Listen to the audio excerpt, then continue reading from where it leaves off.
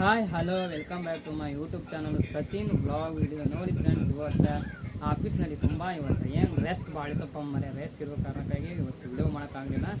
ಯಾಕಂದ್ರೆ ಮತ್ತು ಇವತ್ತು ದೊಡ್ಡ ದೊಡ್ಡ ಸಾಹೇಬ್ರತ್ತು ಬಂದಿದ್ದನು. ಸುಮ್ಮ ಹಂಗೆ ಸ್ಯಾಂಪಲ್ ಆಗಿ ಇಲ್ಲೇ ಹಂಗೆ ಮಾಡ್ಬೇಕಂತೇಳಿ ಹಂಗೆ ಸುಮ್ಮ ಕ್ಯಾಮ್ರಾ ತೆಗೆದ್ನೆ.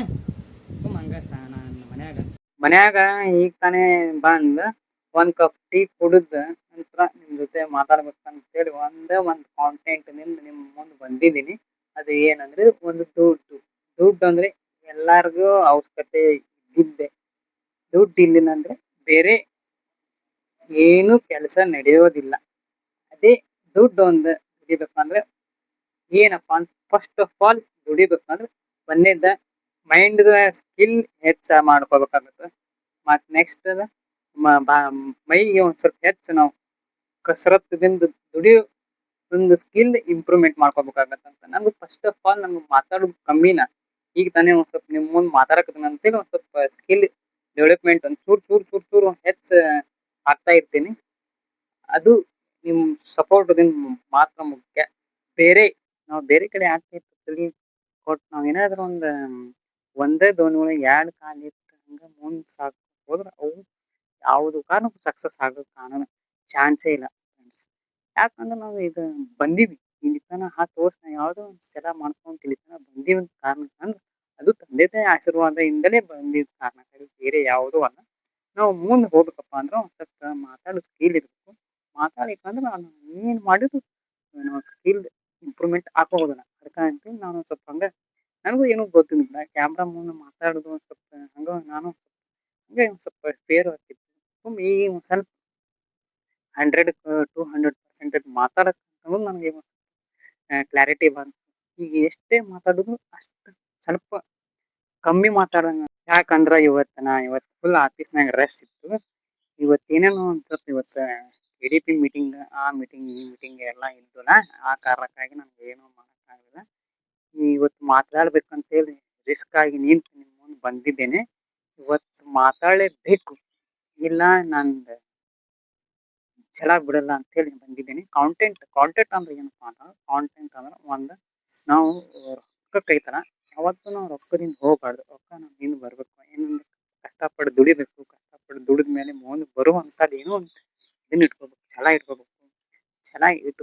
ಇದ್ರೆ ಮುಂದೆ ಬರಕ್ಕೆ ಸಾಧ್ಯ. ಇಲ್ಲ ಅಂದ್ರೆ ನಾವು ಏನು ಇದು ಬರಲಿಕ್ಕೆ ಆಗೋದೇ ಇಲ್ಲ.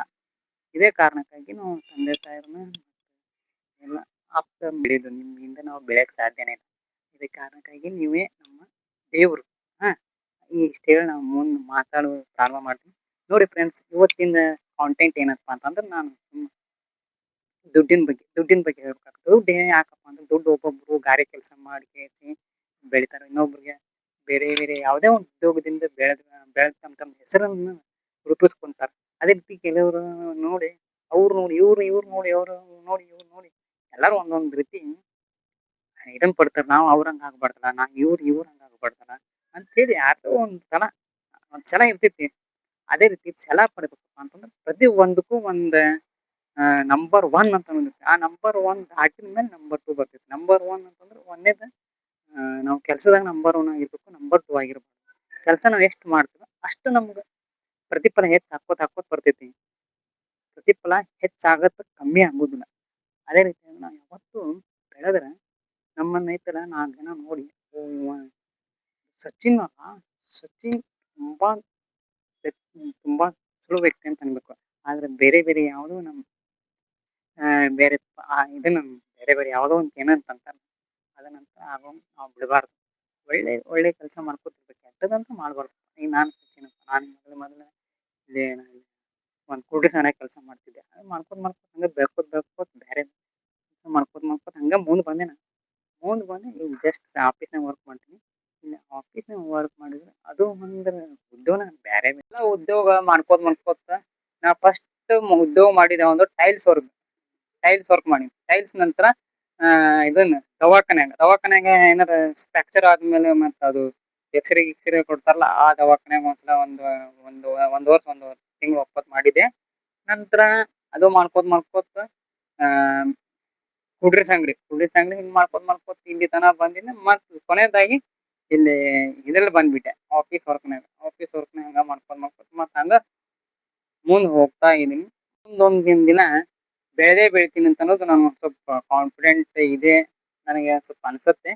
ಇದೇ ರೀತಿ ನನ್ನ ವಿಡಿಯೋ ನಿಮ್ಗೇನು ಇಷ್ಟ ಆಯ್ತು ಅಂದ್ರೆ ಮತ್ತು ನಿಮ್ಮ ಮನಸ್ಸಿಗೆ ಏನಾದ್ರು ಹತ್ತಂದ್ರೆ ನಂಗೆ ಲೈಕ್ ಮಾಡಿ, ಶೇರ್ ಮಾಡಿ, ಸಬ್ಸ್ಕ್ರೈಬ್ ಮಾಡಿ ಅಂತ ಹೇಳ್ತಾ ನನ್ನ ವಿಡಿಯೋವನ್ನು ಎಂಡ್ ಮಾಡುತ್ತೇನೆ. ನಮಸ್ತೆ.